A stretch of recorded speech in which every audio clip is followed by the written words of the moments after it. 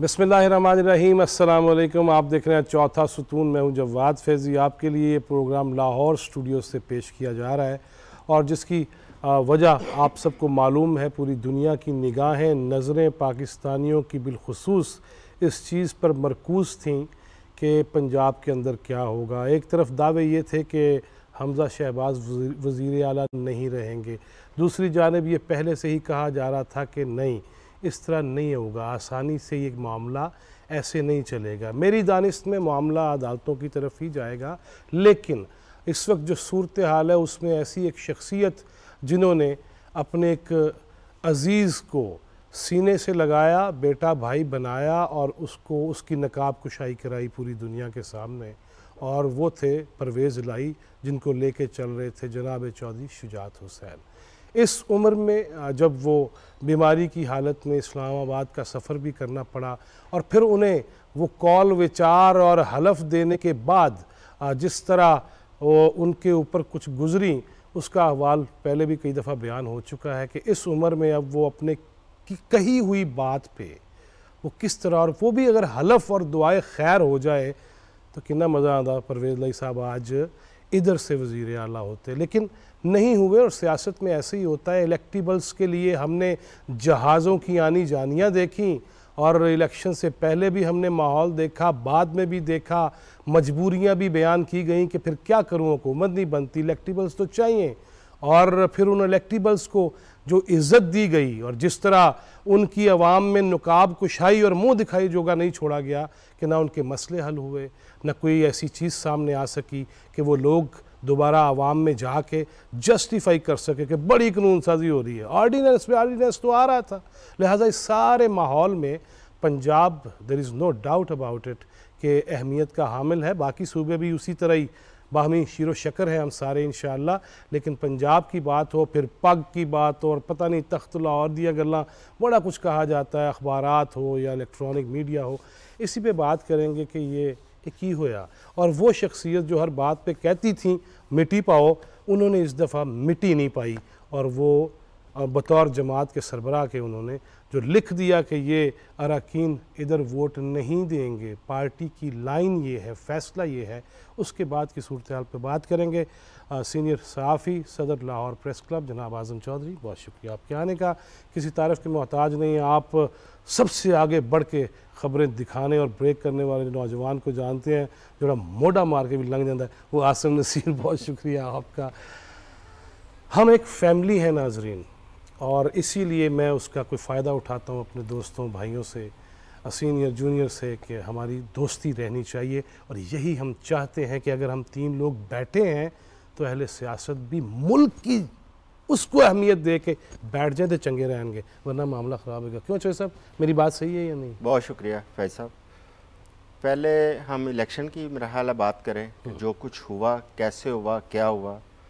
देखें, अगर हम चंद हफ्ते महीने पीछे जाएं तो जब ये पंजाब के अंदर वफाक में अदम एतमाद के बाद जब पंजाब के अंदर अदम एतमाद आई और सिलसिला शुरू हुआ, आपने देखा तो उस वक्त भी कुछ इससे मिलता जुलता ही माहौल था।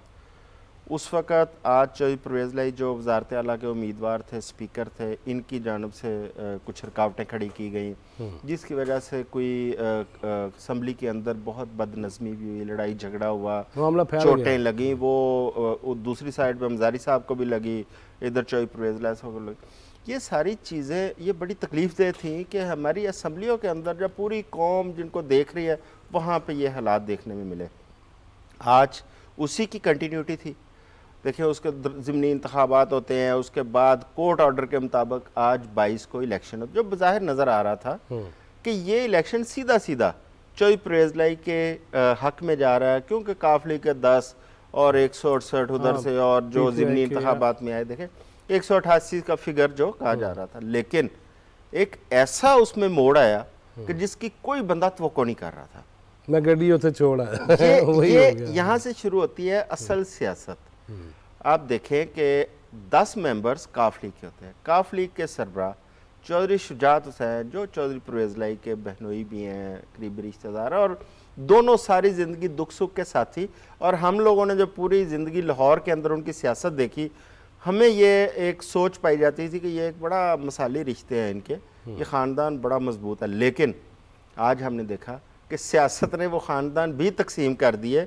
और चौधरी शुजात, क्योंकि चौधरी शुजात ने, आपको याद होगा, उन्होंने जब जरदारी साहब से पहले वादा किया था कि हम आपका साथ देंगे, उसके बाद चौधरी परवेज़ लाई उस वक्त उम्मीदवार थे जिन्हें नून लीग का उम्मीदवार बनाया जा रहा था, लेकिन चौधरी परवेज़ लाई ने नून लीग के बजाय उन्होंने PTI को का इंतखाब किया। चौधरी शुजात जो बज़ाहिर नज़र आ रहा है, उन्होंने अपनी वो वाली जो ज़ुबान थी आज भी आसफ़ अली ज़रदारी साहब के साथ वो ज़ुबान निभाई जो बज़ाहिर हमें देखने में आया, जिसकी वजह से उनका एक ख़त सामने आता है जो डिप्टी स्पीकर साहब के पास आता है, और वो 10 अरकान जिन्होंने काफिले को वोट दिया था उनके वोट को कंसिडर नहीं किया जाता, क्योंकि पार्टी सरबराह ने ऐलान किया था कि मैं अपने वोट जो है वो किसी पार्टी को नहीं देने जा रहा। आसिम नसीर साहब, इंतखाबी अमल की बात हुई, आप वहीं पे मौजूद थे, चौधरी साहब भी वहीं पे मौजूद थे, मेरा भी चक्कर लगा। ये बात अब अगर हो, खुदा न खास्ता, लेकिन पता नहीं ना, खान साहब दा आली मरतबत दा, वो अगर चौधरी शुजात पे उन पे तनकीद के नश्तर बरसाते हैं, तीर बरसाते हैं, और वो अपने तरंग में आ गया, वो किसी ने भी नहीं छाड़ दे। वो चौधरी शुजात साहब के बारे में ऐसी अगर ज़बान इस्तेमाल करते हैं तो चौधरी परवेज़ लाई साहब और मुनस इलाही साहब वो बर्दाश्त कर पाएंगे? जवाद भाई बहुत शुक्रिया, आपने दावत भी दी और सवाल का मौका भी दिया। देखें, अभी मैं पंजाब असम्बली से भागा ही आ रहा हूँ, और जैसे आपने मेरे इंट्रोडक्शन में भी कहा कि मोड़ा मार के निकल जाता तो कोशिश यही की मैं गाड़ी भी कट्टे मारते निकल के पहुँचा और पहुँच गए, लेकिन एहतियात लाज़िम है। हाँ नहीं, एहतियात इशारा नहीं तोड़ा, बिल्कुल पास है PTV और पंजाब असम्बली। आपने जो बात की ना इमरान खान साहब की, इमरान खान साहब का एक सबसे बड़ा मैन्युफैक्चरिंग फॉल्ट आप कह लें कि वो किसी की मानते नहीं, और शायद यही एक बड़ी वजह थी कि 3.5 पौने 4 साल के अंदर वो डिलीवर नहीं कर सके। और माजरत के साथ अगर वो उस्मान बुज़दार को ही तब्दील कर लेते तो शायद वो अपने 5 साल भी पूरे कर लेते। एक ही उनके ऊपर गिला था कि पंजाब नहीं चल रहा, और आज ये जो नौबत है, इमरान खान ही उसके, आप ये कह लेंगे मास्टरमाइंड वही है, वो जो लेके। आपका सवाल ये है कि क्या वो बुछार करेंगे चौधरी शुजात को अपनी की तरफ, तोपों का रुख करेंगे, या नवाज शरीफ, शहबाज शरीफ या जरदारी की तरफ? देखें, वो जिसकी मर्जी तरफ कर लें, आइन बड़ा क्लियर है। 63A के अंदर आप देखें कि हर चीज़ क्लियर लिखी हुई कि पार्टी का जो सरबराह है उसकी जो डायरेक्शन होगी उसके ऊपर चलना है।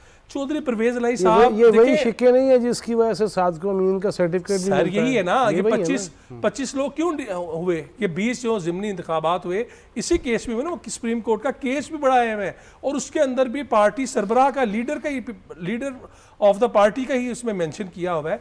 लेकिन चौधरी परवेज़ इलाही साहब ने तमाम वज़ादारियाँ भी छोड़ दी, जबकि वो बड़े वज़ादार समझे जाते थे। माजरत के साथ उन्होंने अपने बड़े भाई का, अपने कज़न का, अपने हमजुल्फ का भी उन्होंने कोई उनका ख्याल नहीं किया। आपस में आपको पता है वट्टे सट्टे की शादियां हैं इनके, जो भी फैमिली का है सिस्टम। और आपने बड़ी अच्छी बात की, आवाम को पता होना चाहिए कि चौधरी शुजात हुसैन ही थे जो चौधरी परवेज़ इलाही को यहाँ ऊपर तक लेके आए, जिन्होंने उन्हें वज़ीर आज़म का भी कैंडिडेट बनवाया, वज़ीर आला पंजाब भी बनवाया। अब देखना यह है कि क्या इमरान खान इससे अभी भी सबक लेंगे या नहीं लेंगे। आज पाकिस्तान जिस जगह पर खड़ा है, पाकिस्तान के अंदर पाकिस्तान के मुकामी सरमायाकार या इंटरनेशनल सरमायाकार वो देख रहे हैं, IMF देख रहे हैं। देखिए खुदारा, अभी भी इमरान खान अगर ये समझते हैं अब जो इंतखाब जैसे मर्जी हो गए, पार्टी का एक डिसीजन है, ये तो आपने भी यही चाह रहे थे, उसी डिसीजन की रूह से तो आपने उन्हें मुनरिफ अरकान करार दिया और उनके वोट को डिसीट उन्हें कराए 25 अफराद को। तो अगर अब उनकी पार्टी ने ये फैसला किया और उन्होंने अपना ट्रम्प कार्ड रखा हुआ था, मैं आपको बताऊं, ये मुझे तो, मैं बड़ा कॉन्फिडेंट था और मैं अक्सर हल्कों में कहता था कि हमजा शहबाज रिटेल करेंगे और उसकी वजह चौधरी शुजात होगी। गुज़िश्ता रोज़ हम फ़रूक पताफ़ी साहब के साथ थे और मैंने उस वहाँ पर ऑन द रिकॉर्ड PTV में ही कहा इसी टाइम पर कि चौधरी शुजात और जरदारी की जो मुलाकात है यही पंजाब का मुस्तकबिल तय करेगी। इमरान खान साहब देखें, जितना मर्जी कुछ कर लें, वो तो IG साहब को बुरा भला कहते रहे, वो तो इलेक्शन कमिश्नर साहब के पीछे पड़े हैं, अदालतों को बुरा भला कहते रहे, अदारों को उन्होंने जिस तरह तनकीद का निशाना बनाया और जिस तरह उनकी टीम ने, उनकी ब्रिगेड ने अदारों को निशाने पे रखा। अब फवाद चौधरी साहब वगैरह ये सब लोग क्या करते रहे हैं, अदारों को किस तरह इन्होंने रोकने की कोशिश की है।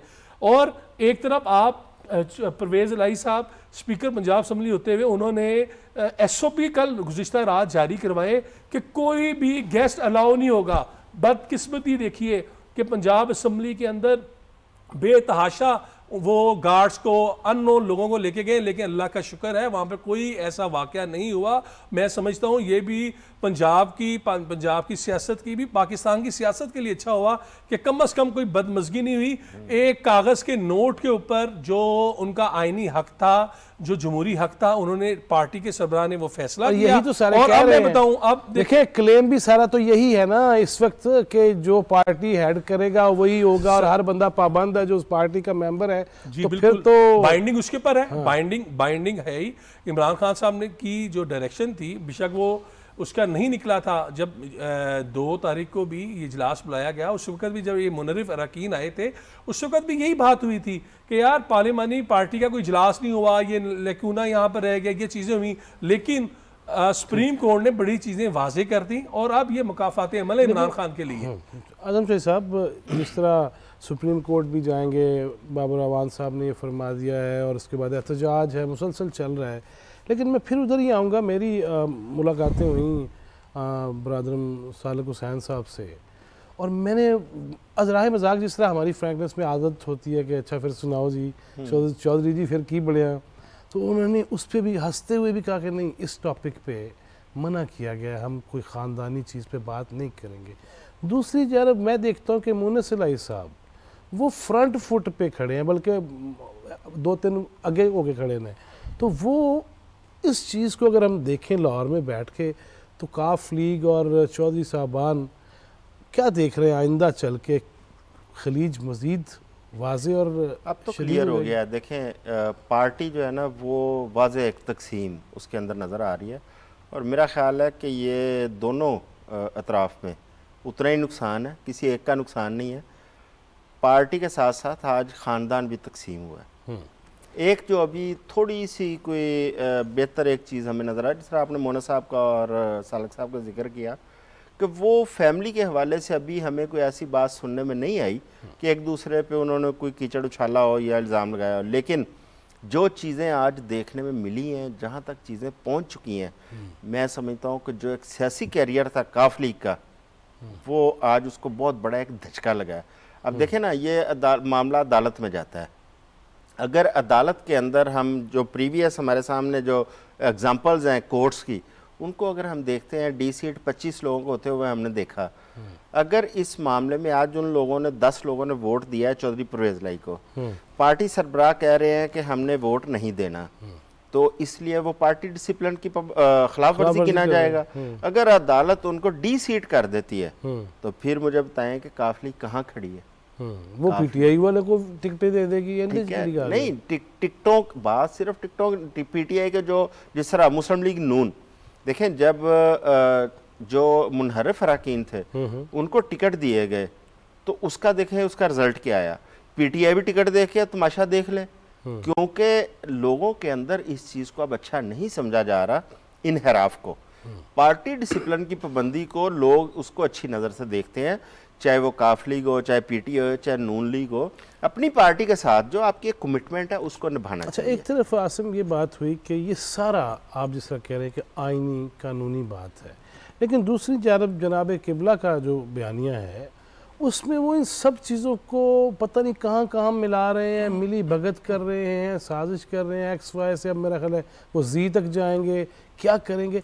क्या उन्हें ये नहीं पता कि ये आइनी मराहिल ही हैं सारे?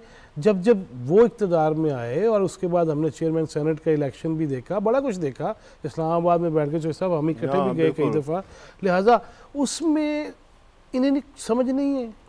देखिए, जब यही तो बात है कि जब किसी के जहन के अंदर आमरीत आ जाए ना, फिर वो किसी की नहीं सुनता। जब मैं आ जाए ना तो फिर मैं के बाद फिर मैं में ही इंसान उसमें उलझा रहता है। और इमरान खान साहब, उन्हें अल्लाह ताला ने बड़ी इज़्ज़त दी, उन्होंने पाकिस्तान के कौमी हीरो के तौर पर रहे, सियासत में उन्होंने बड़ा नाम कमाया, वज़ीर आज़म की मसनद तक आए। लेकिन यार वैसे ये लेकिन आसिम भाई मुझे एक बात बताएं, मैंने एक तस्वीर देखी थी खान साहब की बकरे के साथ ईद वाले दिन, तो मैं ख़त्म नहीं होगी ईद कुर्बान वाले दिन से कुर्बानी है और बस यही तो देखें, यही बड़ी बड़ी खूबसूरत आपने बात की और बड़ी डीप बात की है कि जब तक उस मैं को ख़त्म नहीं करेंगे, उसे कुर्बान नहीं करेंगे, तब तक ये मामला इसी तरह चलेगा। और मैं आपको एक बात बताऊं कि यहाँ पर जो तमाम चीज़ें इमरान खान साहब जो कर रहे हैं ना, ये एक ना एक दिन उन्होंने इसे काटना ही, जो कुछ बो रहे हैं ना, अब मैं मतलब हम टॉपिक से भी हटते हैं, मैं आगे जाके चले इस पर कोई बात कर लूँगा, लेकिन एक चीज़ है, हम इसके साथ भी जुड़े रहे।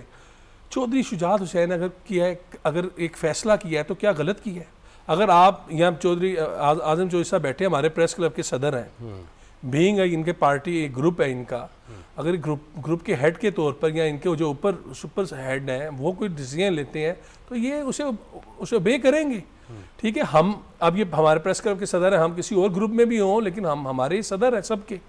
तो इमरान खान को ये सोचना होगा कि मैं पाकिस्तान का वज़ीर आज़म साबिक रह चुका हूँ, मैंने इस जमात का सरबराह हूँ, मैंने पाकिस्तान के मुफादात को आगे आके प्रोटेक्ट करना है, मैंने पाकिस्तान के मुफादात को देखना है, पाकिस्तान की मौशी सूरत हाल को देखना है, मुझे अदारों को, शख्सियात को टारगेट करना बंद करना होगा।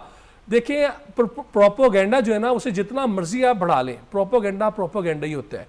आप उसे जितना मर्जी इतना झूठ बोले कि वो सच का गुमान हो, तो वही प्रोपोगेंडा होता है।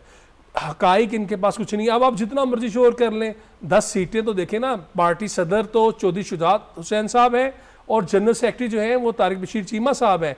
तो उनका जो फैसला होगा, जो लेटर, क्योंकि मैंने लेटर खुद पढ़ा है, मैं ये नहीं कह रहा कि मैंने खुद वो लेटर 2 रोज़ कबल मुझे भी एक ज़राए से पता चला ये चीज़ें चल रही हैं। उसके बाद आज सुबह जब आने से पहले पंजाब असम्बली के इजलास से पहले एक ऑनरेबल रुकने पंजाब असम्बली है, वो लेटर लेके आए और उन्होंने वो डिप्टी स्पीकर को वहाँ पे पेश किया। जब वो पेश करने से पहले मैंने लेटर उन्होंने 3-4 सहाफ़ी को दिखाया कि भाई ये लेटर हम पेश कर रहे हैं। उसके बाद हमें इसका कंफर्म हो गया कि ये मामला हो रहा है। बात ये है कि जब एक चीज़ है, फिर उन्होंने फ़ोन पे राब्ते किए, तमाम चीज़ें की, इन्होंने भी कोशिश की कि हम वीडियो पैगाम दे के उसे तासुर को ज़ाहिल करें, लेकिन नहीं हो सका। अब इमरान खान के लिए एक ही रास्ता है और वो पाकिस्तान का रास्ता है, वो पाकिस्तान की मुफाद का रास्ता है, पाकिस्तान के मौशी इस्तेकाम का, पाकिस्तान के सियासी इस्तेकाम का रास्ता है। और वो ये है कि वो तमाम कौमी जो धारे के अंदर सियासी जमातें उनके साथ बैठें, डायलॉग करें, जो इलेक्शन रिफॉर्म्स करने हैं उसके लिए असम्बलियों के अंदर आए, अपने इस्तीफे वापस लें। अगर आप ये भी मुनाफकत कर रहे हैं ना कि KPK की हुकूमत आपकी है, पंजाब में हुकूमत के लिए आपने सर धड़ की, आपने कोशिश कर ली और आप कह रहे हैं कि जनाब हमने वफाक में नहीं करना। क्या इम्पोर्टेड हुकूमत यहाँ पर नहीं थी?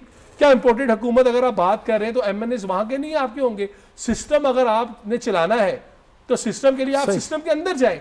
अगर आप लोगों के ऊपर बाहर तो फिर कुछ भी नहीं है। वो जिस तरफ लेके जा रहे हैं, जिस तरफ पाकिस्तान की सियासत को लेके जा रहे हैं, ये वही काम कर रहे हैं जो उन्होंने मीडिया का गला दबाया, सहाफियों के गले दबाए, उन्हें मौशी कत्ल किया। आप पूरे मुल्क को वो मारने के दर पे हुए हैं। तो सब जो इत्तेहादी पार्टियां थीं जिनके अरकान कम थे, उसके हवाले से भी खान साहब के बयानात काफ़ी वायरल हुए कि कैसे आते थे, कैसे बुलाए जाते थे।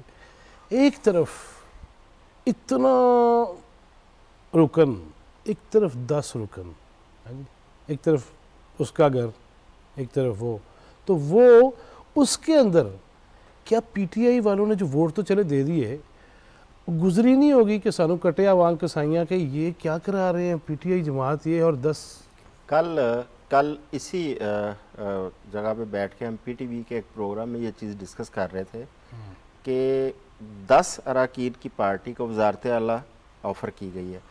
क्या PTI के अंदर कोई इस काबिल किसी बंदे को नहीं समझा गया कि उसको वज़ीर आला बना दिया जाता? इस पे यही देखें एक नुक्ता है। आपको याद होगा जब मंजूर भट्टू को वज़ीर आला पंजाब लगाए, उस वक्त भी यही सूरत हाल हमने देखी थी। सारी ये इसी माल रोड पे बड़ा कुछ माल रोड सब कुछ देखा। आज फिर हम वही सूरत हाल देख रहे हैं। और मैं समझता हूँ कि ये वाली जनरेशन और हमसे जो पीछे आने वाले, हमने जो कुछ यहाँ पाकिस्तान के अंदर देख लिया है, अल्लाह ना करे कि पाकिस्तान में मज़ीद इससे ज़्यादा किसी को देखने को मिले। यार वैसे जो साहब एक और ज़िमनन भी एक बात है, आपने माशाल्लाह पॉलिटिकल रिपोर्टिंग के साथ साथ इतने अशरे गुजर गए, उसमें क्राइम रिपोर्टिंग भी आप नाम आपका सिक्का था यहाँ पे। लिहाजा ये जिस तरफ जा रहे हैं मामलात के मैना मनसा और फड्डा एहतजाज, जिस तरह चौधरी ख़ानदान वो यूँ हो गया, बाकी घरों की क्या हालत होगी कभी कभी मैं भी भुगतता हूँ। लेकिन इसके अंदर शिद्दतें डाल दी गई। अगर आप माजरत के साथ, मैं इसमें थोड़ा सा कमेंट पहले भी करना चाहता हूं, बारी उनकी है। मैं अगर इजाजत मुझे दें, इसमें हम ओपन हाउस है ना, हम अवाम को बताना हमारा मकसद है, कम्युनिकेशन हम लोगों के साथ कर रहे हैं। हम अवाम को हकाइक अगर हम नहीं बताएंगे तो हम साफ़ी किस बात के हुए। हम यहाँ पर पाकिस्तान के अंदर 90 की दिहाई से ये तमाम चीज़ें चलती रहीं कि जनाब शरीफ्स के अंदर लड़ाई आ गई, बड़ा शरीफ, शहबाज शरीफ, नवाज शरीफ आपस में लड़ गए, फिर 5 गुज़िश्ता जो 4 साल थे इसके अंदर हुआ जनाब, मीम आई, शीन आई और क्या कुछ हुआ, और आखिर में निकला क्या कि शुजात साहब और परवेज़ साहब की, देखें ये इनकी फैमिली के अंदर बहुत पहले से डिवाइड था, और ये आज की बात नहीं, ये 10, 15, 20 दिन में नहीं हुआ, ये मामला, ये बड़े खटाई में मामला चले गए हुए थे, और उसमें मेन वजह यही आ रही थी कि चौधरी शुजात हुसैन साहब और इवन चौधरी परवेज़ इलाही साहब भी वो इस चीज़ पर एग्री हो गए हुए थे कि शहबाज शरीफ, नवाज शरीफ के साथ मुस्लिम लीगें, हम जो दीगर भी मुस्लिम लीगें हैं उन तमाम को इकट्ठे करेंगे, मुस्लिम लीग ज़िया को भी इकट्ठे करेंगे, शेख रशीद साहब को भी इकट्ठा करेंगे, और उसमें हम लार्जर इंटरेस्ट में पाकिस्तान के हम एक जो मुस्लिम लीगें हैं और एक करके एक अच्छा पैगाम दे कि पाकिस्तान को बनाने वाली जमात ही मुस्लिम लीग थी, और हम नून ABC या जो साल लगे थे सब ख़त्म कर देंगे। लेकिन वहाँ पर भी चौधरी मुनस इलाही साहब की जो है मैं वहाँ पे आड़े आ गई, और उन्होंने कहा नहीं ये नहीं हो सकता। और अब मैं बताऊँ इनकी आपस की लड़ाई के बाद होना ये है, हो चुका है कि अब चौधरी परवेज़ इलाही साहब और जो उनकी हम ख्याल है, अब वो मेरा ख्याल है इमरान खान साहब के नीचे जाएंगे और वहाँ पर जाके वो सब दोबारा चलाएंगे। बात करते हैं फ़ोन लाइन पे हमारे साथ सीनियर सहाफ़ी और ग्रुप एग्जीक्यूटिव एडिटर दुनिया ग्रुप जनाब सलमान गनी है, और सलमान गनी साहब 11 बजे इंशाल्लाह यहाँ पे होंगे, अभी हमारे साथ फ़ोन लाइन पे हैं, क्योंकि मैं फौरी पूछना ये चाह रहा हूँ सलमान गनी साहब ए की होया? सही साहब ये जो होना था वो हो गया है। बात ये कि आखिर क्या वजह है कि चौधरी शुजात साहब इतना बड़ा फैसला करने पे मजबूर हुए। देखें हमें अवाम को ये बात बतानी चाहिए कि ये चौधरी शुजात हुसैन ही थे जिन्होंने जाके उस वक्त के अपोजिशन अलायंस को गारंटी की थी चौधरी परवेज़ इलाही साहब की।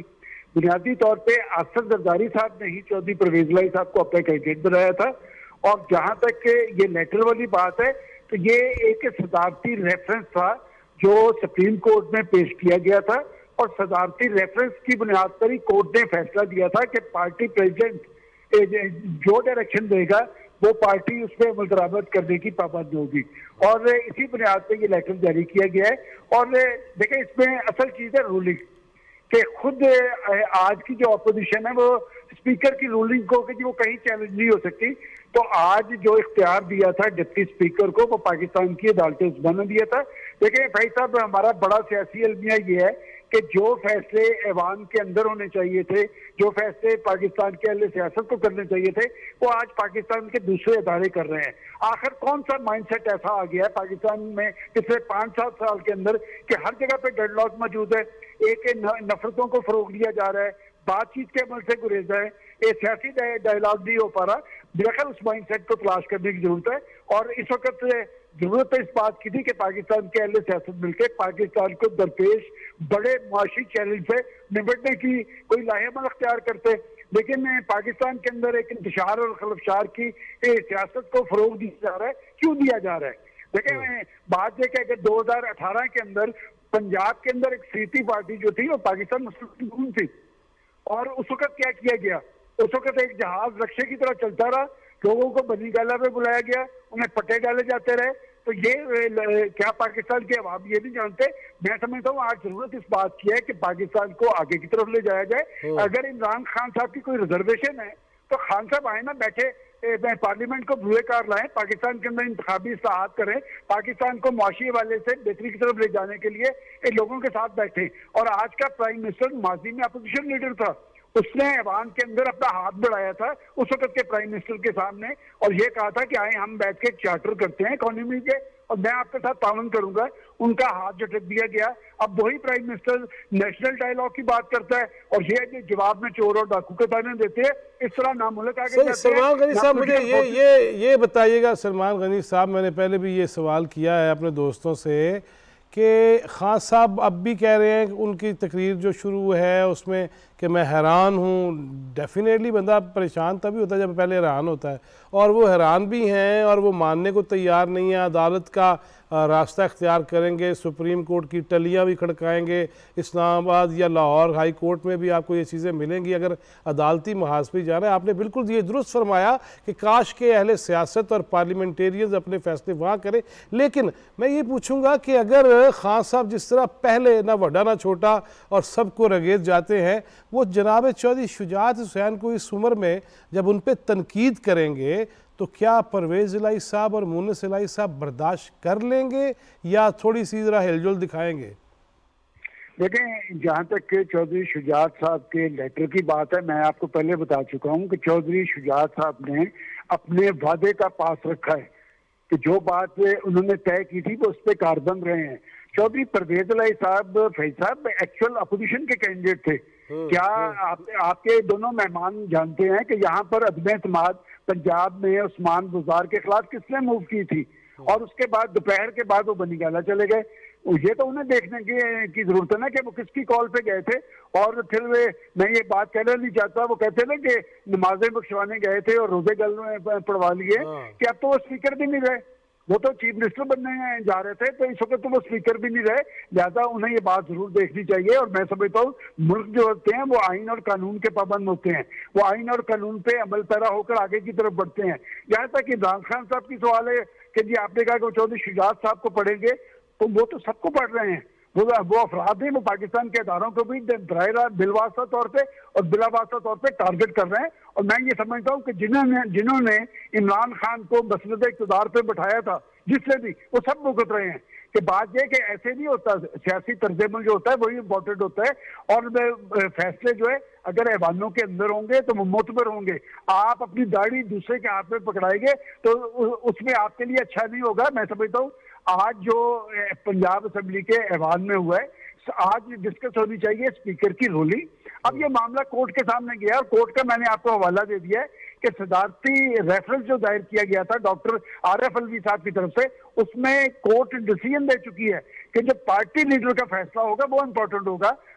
आप अगर पार्टी एक्ट को देखें या आइन के अंदर देखें, उसमें कंफ्यूजन जरूर मौजूद है और इसकी कंफ्यूजन दूर करने की जिम्मेदारी भी हमेशा सुप्रीम कोर्ट की होती है। सुप्रीम कोर्ट तो पहले वादा कर चुकी है कि जो पार्टी लीडर डायरेक्शन देगा, और इस हवाले से खुद इमरान खान साहब की, असद उमर साहब के दस्तखतों से जारी होने वाली डायरेक्शन भी रिकॉर्ड पे मौजूद है। लिहाजा मैं समझता हूँ कि अब मामला को आगे की तरफ बढ़ाना चाहिए। पाकिस्तान के इक़्तिसादी मामला जो है बड़े गंभीर हैं और पाकिस्तान की मौजूदा हुकूमत ने एक मुश्किल वक्त में ये जिम्मेदारी संभाली थी, मुश्किल फैसले किए। देखिए वो भी तो सियासी कारकुन है ना, वो तो ये बात मान रहे हैं कि हम ये रिजल्ट तस्लीम करते हैं। और आज तक मुझे आप बताएं कि जो रिजल्ट खान साहब के सामने के खिलाफ आए, कोई एक रिजल्ट बता दें उन्होंने तस्लीम किया हो। बात है कि इस तरह मामला उनके नहीं चलेंगे। मैं समझता हूँ कि उन्हें भी अपने तर्ज-ए-अमल पर नजरसानी करनी चाहिए और उनकी पार्टी को बैठ के पॉलिटिकल फैसले करने चाहिए। बिल्कुल सही है सलमान गनी साहब, आपसे दोबारा बात होती है। सलमान गनी साहब, आजम चौधरी साहब, वो जिस तरह सलमान गनी साहब ने कहा कि दुआए खैर के बाद हाथ उठे, अगर उस दुआए खैर पे कारबंद रहते तो बावा ना चुकनियाँ पैंदियाँ। लिहाजा ये कब तक जारी रहेगा? मेरा सवाल वही का वही है कि शिद्दतें, हिद्दतें, मोहल्ला लेवल, रिश्तेदार लेवल ये बढ़ गया तो इसी को ही कहते हैं ना कि अनारकी की तरफ जाने वाली बात है ना। देखिए फैज साहब, हमें ये ऊपर से नीचे तक ये प्रवेल करती हैं चीज़ें लोगों के। देखिए सियासी पार्टियाँ या जो सियासी लीडरशिप है, लोग उनको फॉलो करते हैं, उनको फॉलोअर्स होते हैं।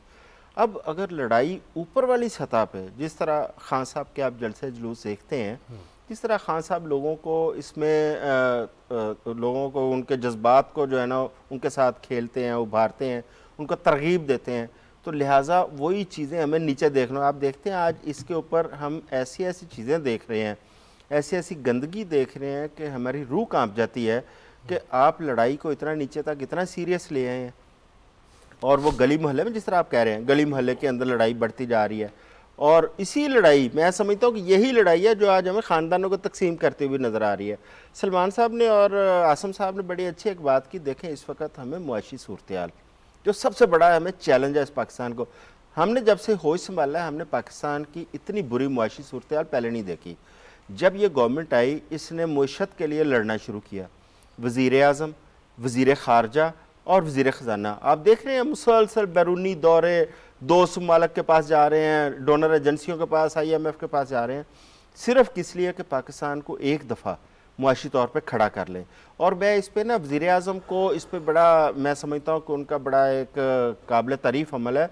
उन्होंने आते ही कहा कि हमें जो सिर्फ जो है ना मिसाक जमहूरिया, उसके साथ साथ मिसाक मुईशत की ज़रूरत है, ताकि हम सारे एक प्लेटफार्म पर बैठें, ग्रैंड डायलॉग करें, मुल्क की जो माशी सूरत हाल है उसको बेहतर करें। आपने अपने पहले भी बात की है कि देखें एक तरफ आप एहतजाज कर रहे हैं, सूबों में आप अपनी हुकूमतें बना रहे हैं, लेकिन वफाक के अंदर आप रिज़ाइन करके बैठे हैं। आप क्यों नहीं कौमी धारे के अंदर आते? आप क्यों नहीं इस मुआशत को ठीक करने के लिए सारे स्टेक होल्डर्स मिल के कोशिश करते, मुल्क बहरान से बाहर निकल जाए? आप सियासत करें, सियासत करना आपका हक है, बिल्कुल करते रहें। यहाँ तक कह दिया गया कि अगर ये खान साहब इधर से गुजर रहा हूँ, हाथ ना मिलाना पड़े, मैं बात नहीं करूँगा, अगर ये कर लेते तो मेरा ख्याल शायद होते, और शायद होते भी कि यार चलो चलन दो, बर्दाश्त नहीं है, बर्दाश्त होनी चाहिए। देखें, अगर अदम बर्दाश्त होगी तो आप किस तरह असम्बलियाँ चलाएंगे, किस तरह निज़ाम चलाएंगे? देखें, जो लोग हैं आपको वोट देते हैं, अपना नुमाइंदगी करते हैं, आप उनकी वहाँ पे बात करने के लिए, लेकिन आप वहाँ पे जाके अगर अपनी लड़ाइयाँ लड़ेंगे, आप सियासतदान आपस में मिलेंगे नहीं, एक दूसरे से सामना नहीं करेंगे, तो लोगों के मसाइल कैसे हल करेंगे? लिहाजा खान साहब को ये थोड़ा सा इस पर गौर करना चाहिए। खान साहब को अपना जो है ना, थोड़ा सा अपना नज़रिया चेंज करने की ज़रूरत है। पाकिस्तान पहले है, सियासत बाद में है। रियासत का सोचें, इस वक्त रियासत को ज़रूरत है इन तमाम लोगों के इकट्ठे बैठने की। आज डॉलर 231 पे चला गया है। खुदा न खासा इससे नीचे जाता है तो हमारी स्टेट को बहुत नुकसान होने जा रहा है। मैं उन लोगों के भी मैं समझता हूँ कि वो बड़ी भूल में है जो ये कहते हैं कि पाकिस्तान श्रीलंका बन जाएगा। खुदा न खासा ऐसी सूरत हाल नहीं है। आज मैं बल्कि अभी एक दे रहा था, पाकिस्तान के जो बॉन्ड्स जारी किए थे वो डबल कीमत पर जा रहे हैं। ऐसी सूरत हाल नहीं है। लेकिन माजी के अंदर ये हुआ है कि कभी डॉलर हमारे हाथ से निकल रहा होता था, बल्कि मुस्लिम लीग नून की हुकूमत में पिछली की मिसाल दूँ, ये 10-11 साल पहले, तो उस वक्त स्टेप लिया गया था, गवर्नमेंट ने स्टेप इन किया और डॉलर को फ्रीज किया 10 दिन के लिए, 15 दिन के लिए, ताकि ये एक जगह पे रुके, इसके अंदर जो इन्वेस्टर आ जाता है, जो ब्लैक मार्केटिंग होती है वो बंद हो जाए।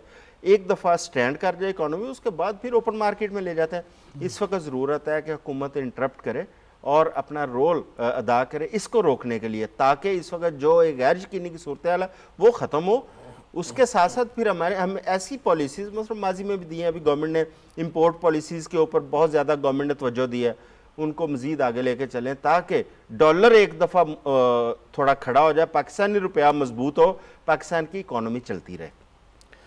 आसिम नसीर साहब, मुझे ये बताइए, मैं जिस तरफ जाना चाह रहा हूँ कि सियासत भी, नारे भी ऐसे ऐसे हम लगा देते हैं, रियासत मदीना भी आ जाती है, ये सब कुछ करते हैं, लेकिन रियासत मदीना के तो ये सबसे पहले उसूल ये थे कि इखलाक कैसा है, अदब आदाब कैसा है, किस तरह मुखालफीन को, किस तरह ऐसे बदबख्त मुखालफीन को भी कोशिश की कि चले कुर्ता ही पहना दूँ, और फिर भी आ गया कि नहीं, बख्शिया नहीं जाना। लिहाजा क्या इधर पहले तवज्जो होनी चाहिए या पहले उधर तवज्जो होनी चाहिए जिधर कर दी जाती है? फैज़ साहब, देखिए, रियासत मदीना तो एक मजहबी नारे के अलावा और एक कहना ना, एक हम ये सिर्फ ये कह लें कि इन्होंने एक अवाम को मुतासिर करने के लिए और उन्हें एक मजहबी रंग चढ़ाने के लिए अपने ऊपर जो ब्लेम थे एक लिबरल बॉय के, उसे ख़त्म करने के लिए ये नारा लिया गया। क्योंकि इमरान खान को अगर देखें, जहाँ पे उनके हम एक चीज़ का क्रेडिट तो देना चाहिए कि जो उन्होंने अपने बयानिए झूठ पर मबनी बनाए हैं वो उन्होंने बेचे हैं, और अवाम की हमारी सादा लुई देखें कि वो इस बहकावे में आती रही, और वही एक वजह भी है कि इस वक्त जो सारी चीज़ें हैं अवाम को, देखिए, सबसे बड़ा जो इस वक्त चैलेंज है ना, वो मेरा और आपका चैलेंज है। वो यहाँ पे इस कैमरे का और इस माइक का सबसे बड़ा और कलम का सबसे बड़ा चैलेंज है कि आप अवाम को सच बताएं, अवाम को इस चीज़ की तमीज़ सिखाएं कि कौन दाएं जानिब है, कौन बाएं जानिब है, कौन पाकिस्तान को अपवर्ड लेके जा रहा है, कौन डाउनवर्ड लेके जा रहा है, कौन पाकिस्तान के मौशी इशारियों को बेहतर करना चाह रहा है और कौन पाकिस्तान को डुबोना चाह रहा है, कौन सियासी इस्तेकाम के लिए काम करना चाह रहा है, कौन सी सारी कुव्वतें चाह रही हैं कि पाकिस्तान के अंदर सियासी स्टेबिलिटी हो ताकि पाकिस्तान के अंदर इन्वेस्टमेंट आए, पाकिस्तान के हालात बेहतर हों, लेकिन कौन चाह रहा है कि कुछ भी ऐसा ना हो। तो ये सबसे पहले अवाम को, हम लोगों को बताना होगा। इस चीज़ के लिए लोगों को अंदर शऊर पैदा करना होगा। देखें, आप इस चीज़ का खुद फैसला करें कि कौन सही है कौन गलत है। क्या रियासत मदीना के अंदर कोई भूखा सोता था? आपने नहीं बेरोज़गारी काटी? मुझे बताएं, क्या आप स्टेट का काम नहीं था कि जनाब आपको दे? इन्होंने नहीं काटी, हम लोगों ने नहीं काटी। आधी आधी तनख्वाहों में काम नहीं करते रहे। अभी तक कोरोना कट की 3-3 साल 2.5 साल से लगे हुए हैं मीडिया हाउसेज में। क्या रियासत का उस वक्त काम नहीं था? मैं थोड़ा सा जज्बात में इसलिए आ रहा हूँ, नहीं आप ठीक है, इस पे बात करूंगा मैं इसलिए आ रहा हूँ, चौथा सतून है। क्या रियासत का वहां पर काम नहीं था? अवाम को जानबूझ के उनकी आवाज को दबाया गया, मीडिया का गला दबाया गया मर्जी का सच दिखाने के लिए। उस मर्जी के सच ने प्रोपोगेंडा को क्रिएट किया। अभी हम पंजाब असम्बली में थे, सदर लाहौर प्रेस क्लब में मेरे बड़े भाई भी हैं, मेरे बड़ा मोहब्बत का एहतराम का, हम बिल्कुल भाइयों वाला है, कहने की जरूरत नहीं, लेकिन मेरे सदर है उस वजह से मैं ज़्यादा इनकी इज्जत करूंगा। इनके साथ हमने अभी यही बात करके आए हैं। पंजाब असम्बली के अंदर हम ये नहीं कहते कि आप जनाब जो मीडिया का एक हम एडिटोरियल पॉलिसी वाले ही मीडिया मैन है। देखिए वहाँ पे यूट्यूबर्स आए हुए हैं। यूट्यूबर्स क्यों आए हुए हैं? सिर्फ और सिर्फ गाली कल्चर को प्रमोट करने के लिए। हमने तो कभी किसी कारकुन की कोई गंदी बात, कोई गुफ्तगू, कोई इखलाक से गिरी हुई कोई हरकत, वो हमारी कोशिश होती है कि हम नेशनल मीडिया क्या कहीं भी उसे ना करें। हमारी अपनी जिम्मेदारी है ना, एक सेल्फ हमने अपने पर सेंसरशिप की है। लेकिन यहाँ पर प्रमोट किन्हें किया जा रहा है? ऐसे लोगों को जिनकी ट्रेनिंग नहीं है, उन्हें यूट्यूबर्स को आप प्रमोट कर रहे हैं, उन्हें बुला रहे हैं और अपनी मर्जी का सच बेच रहे हैं। सच नहीं, अपनी मर्जी का झूठ बेच रहे हैं। तो इसके लिए सबसे बड़ी जिम्मेदारी आपकी, मेरी और मीडिया की है कि सच को सच दिखाएं। उसके लिए अगर हमारी गर्दन कटती है कटे, लेकिन अब ये ना कहें कि जनाब हम ये जो इंपोर्टेड हुकूमत और हमने रियासत मदीना मिला दी। कहां पर रियासत मदीना गई? कहां पर है मुझे बताएं। अभी हमेशा लाहौर में है, हम दोनों पूरी रात चलते हैं, लाइव ट्रांसमिशन जो सी मर्जी, मोबाइल पे हम अपना लाइव कर लेंगे। मुझे दिखा दें कहीं पर आपको जो ये बेआसरा लोगों की कुटिया उन्होंने बनाई, वहां पर करोड़ों रुपए लगाया किसी के कहने के ऊपर कि जनाब कुछ चल रहा है तो वहां पर खिलाएंगे तो वो रद्दो बला निकलेगा। उस चक्कर में आके आपने कौम के पैसे लगा दिए, लोगों को आपने बुकारी बना दिया। मुझे बताएं पाकिस्तान में कितने लोगों को इन्होंने हुनरमंद बनाया? मुझे सिर्फ दिखाएं स्किल डेवलपमेंट के ऊपर इन्होंने क्या काम किया? कुछ नहीं किया, 0/0। लोगों से नौकरियां छीनी, लोगों को कुछ नहीं दिया, किसी को स्किल्ड की तरफ नहीं किया। इन्होंने कोशिश ये की कि हम हाथ फैलाएं, रोटी खा लें, जनाब आ जाए, एक टाइम का खाना मिल जाए और वही है। ये देखिए काफी कुछ किया था, इतने दरख्त लगाए, बांग बेची। कहां पर है दरख्त? मुझे बताएं। ग्लोबल वार्मिंग इसलिए हो रही है क्या? आपको इतने दरख्त नजर आए? जवाब सलमान गनी साहब से जवाब ले लेते हैं, थोड़ा सा उनसे भी जज्बाती नहीं होना चाहते। सलमान गनी साहब लाइन पे ही हैं? जी मैं लाइन पे। सलमान गनी साहब, जिस तरह बात हुई, जितने मुसलसल एक के जहाद भी करना है, निकलना भी है, उम्रें छड़ दो, जाना नहीं, हाजियो जल्दी आ जाओ, ये सारा कुछ हमने देख लिया। लेकिन मैं फिर उधर ही आऊँगा, ये चौधरी शुजात साहब ने क्या जो बाइडन के कहने पे कोई साजिश की है या क्या हुआ? ये देखें, जहाँ तक कि चौधरी शुजात साहब की बात है, मैं फैज साहब आपको पहले भी बता चुका हूँ, पाकिस्तान में चौधरी शुजात हुसैन एक ऐसा शख्स है नवाबजादा नसरुल्लाह खान के बाद कि पाकिस्तान की तमाम पॉलिटिकल लीडरशिप उसकी एक टेलीफोन कॉल के फासले पे है। उसका एक एहतराम है। वो क्यों है? इसलिए कि वो अपनी बात पे खड़ा रहता है वो। और अब भी उसने यही किया है कि जो बात उसने जाके उस वक्त की लीडरशिप के साथ की और चौधरी परवेज अलाई साहब को उम्मीदवार बनाया, वो अपनी बात से पीछे नहीं हटे। अब बात है कि चौधरी परवेज अलाई साहब अपोजिशन अलायंस के उम्मीदवार बनने के बाद तब्दील हुए।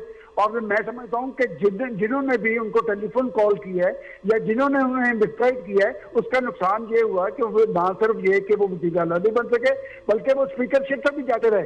और जहाँ तक कि आपके प्रोग्राम में मुझे खुशी हुई है इस बात की कि आपके मुअज़्ज़ज़ मेहमान और आप जिस दर्द से बात कर रहे हैं, पाकिस्तान की मईशत की जिस संजीदगी से बात हो रही है, काश पाकिस्तान की पार्लियामेंट के अंदर भी हो। और फैज साहब जो लीडरशिप होती है ना, वो कौमों के अंदर इत्तेहाद और यकजहती पैदा करती है। वो कौम को मुंतशिर नहीं करती, इंतशार पैदा नहीं करती, खलबशार नहीं करती। आप देखें पाकिस्तान के अंदर एक मजाक बन गया, डरा कौन रहा है श्रीलंका की सूरत हाल से? पाकिस्तान की पॉलिटिकल लीडरशिप कि वो लोगों को डरा रही है कि जी हम श्रीलंका के अंजाम से दो चार नहीं होंगे। पाकिस्तान एक जिम्मेदार मुल्क है और मैं समझता हूँ कि श्रीलंका इस क्राइसिस से क्यों कर दो चार हुआ। और मेरा सवाल है उन लोगों से जो श्रीलंका की बात कर रहे हैं, आपने कौन सी ऐसी कमी छोड़ी है जो पाकिस्तान के दुश्मन पूरी कर रहे हैं?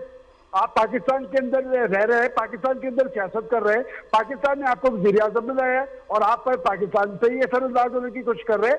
मैं समझता हूँ जो बात आपके आज के प्रोग्राम का लुबे लबाब है कि पाकिस्तान का बड़ा चैलेंज मुआशी सूरत हाल है, और मुआशी सूरत हाल को बेहतर बनाने के लिए पाकिस्तान की पॉलिटिकल लीडरशिप को संजीदा तर्जुमा अख्तियार करना चाहिए और डेडलॉक की बजाय डायलॉग की सियासत को प्रमोट करके पाकिस्तान को दरपेश चैलेंजेस का मुदावा करना होगा। और पाकिस्तान के अगर जर्नलिस्ट बैठ के पाकिस्तान की सूरत हाल पे संजीदा बात कर रहे हैं तो पाकिस्तान की पार्लियामेंट को भी बेकार रहे।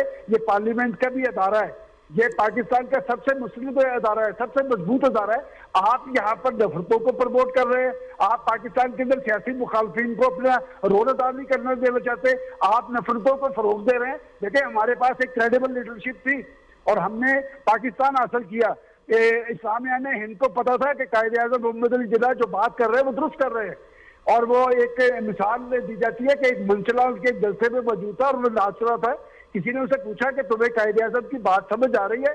उसने कहा ये शख्स जो बात कर रहा है दुरुस्त कर रहा है, ये सच कर रहा है। क्या आज हमारे पास ऐसी लीडरशिप मौजूद है? खान साहब को पाकिस्तान ने इज्जत दी है और मैं समझता हूँ कि पाकिस्तान को मिलने वाली इज्जत को उन्हें पाकिस्तान के मसाइल के हल के लिए बुरुकार लाना चाहिए। और मुझे याद पड़ता है कि जब खान साहब की सियासत टेक ऑफ कर रही थी तो मैं उस वक्त प्रोग्राम में बैठ के कहता था कि इनसे होने वाली मायूसी ज्यादा होगी, इसलिए कि ये पाकिस्तान में सियासी तब्दीली की बात कर रहे थे, पाकिस्तान के नौजवानों को रोजगार देने की बात कर रहे थे, पाकिस्तान में इस्लाहात की बात कर रहे थे। 3.5 साल उन्हें मौका मिला। मुझे बताएं कि पाकिस्तान के अंदर बेरोजगारी बढ़ी या कम हुई, महंगाई बढ़ी या कम हुई, पाकिस्तान में डॉलर की कीमत बढ़ी या कम हुई? देखिए हम इस हुकूमत को मुर्दे इल्जाम ठहरा रहे हैं कि सारी महंगाई इन्होंने कर दी। आप जरा 3.5 साल उठा के देख ले। मैं आपको पूरे चैलेंज से कहता हूँ कि पाकिस्तान में 73 साल के अंदर इश्याई जरूरियात की कीमतें जहां पहुंची थी, इनके 3.5 साल के अंदर वो दुगनी हुई हैं, 3 गुना हुई हैं, 4 गुना हुई हैं। वो जवाबदेही के लिए तैयार नहीं, ऊपर से इल्जाम तराशी कर रहे हैं। मैं समझता हूं कि ये इल्जाम तराशी और गाली गलौज की सियासत का सद्देबाब करना होगा और पाकिस्तानी कौम को मुतहद होकर पाकिस्तान की कश्ती को मंझधार से निकालना पड़ेगा। बिल्कुल दुरुस्त फरमाया सलमान गनी साहब, आपका बहुत मशकूर व ममनून हूँ मैं। नाज़रीन यहाँ ब्रेक लेंगे, ब्रेक के बाद फिर आएंगे और 12 बजे वाली सुई पे सुई जब चढ़ेगी तो तब तक हम आपके साथ होंगे। ब्रेक के बाद ये भी बात करेंगे कि हाँ वाक़तन इन तमाम तर चीज़ों को जो मुआशरे के अंदर दूरी का बायस बनती हैं, वो ड्रामास हो, वो फिल्में हो, वो जुगतबाजी हो, वो टिकटॉक हो, वो यूट्यूब पे व्लॉग्स हो, वो कुछ भी हो, उसकी कोई भी सिन्फ हो, रेडियो हो या टीवी हो, अगर इदारों के हवाले से और या दूरियां पैदा करने के हवाले से अगर उसमें कोई बढ़ोतरी का और इजाफे का बायस बन रहा है तो उस पर ख़ुद अहले सहाफ़त को भी सोचना चाहिए और यकीनन रियासत को तो सोचना चाहिए। ब्रेक के बाद मिलते हैं, आप हमारे साथ ही रहिएगा।